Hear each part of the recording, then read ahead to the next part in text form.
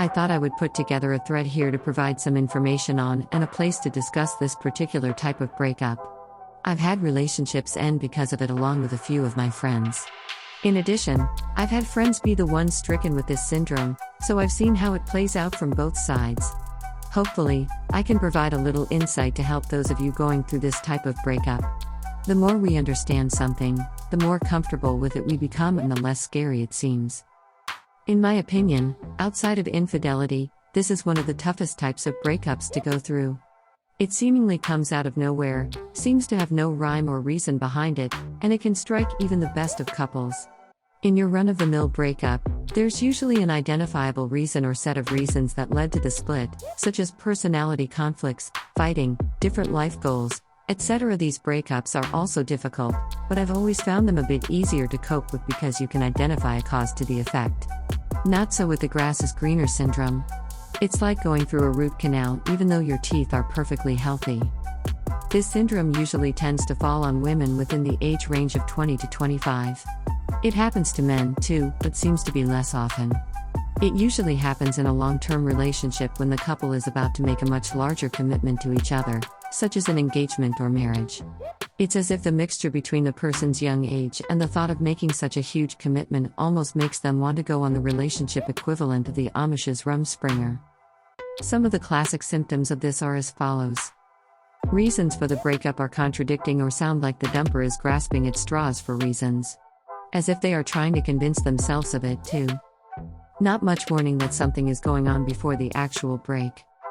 An extreme change in lifestyle, such as suddenly starting to drink a lot, party a lot and hang around people they normally wouldn't. Wishy-washiness on the part of the dumper. They love you, but aren't in love with you. They say that this doesn't mean you two are over forever and maybe someday down the road you'll be together again. At the same time, they'll tell you to move on. Quickly entering new relationships with people they aren't very compatible with. One of the biggest problems with these sorts of breakups is that the dumpee will be more likely to want to stick around in the dumper's life. Due to the dumper's extreme mixed signals and the fact that they'll try harder than usual to keep the dumpee around as a friend, the dumpee will make all sorts of excuses to stay around.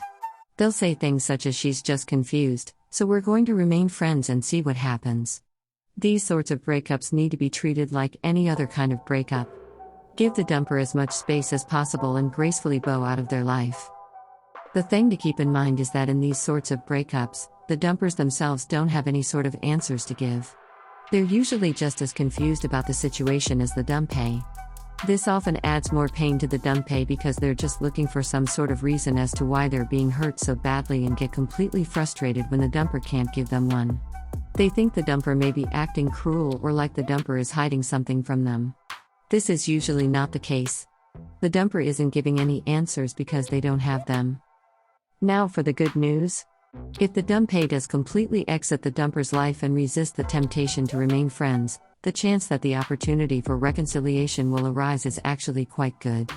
If the relationship was a good one, the dumper will find out eventually that the grass isn't greener, it's just different grass and may even be a little worse than the pastures they left.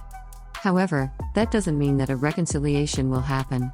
Due to the hurtfulness of this type of breakup, the dumpee will most often refuse the offer for reconciliation when it eventually comes up, which can be months or over a year down the line. Since the breakup happened out of nowhere and for no real good reason, it can be difficult for most people to get the trust back in the relationship.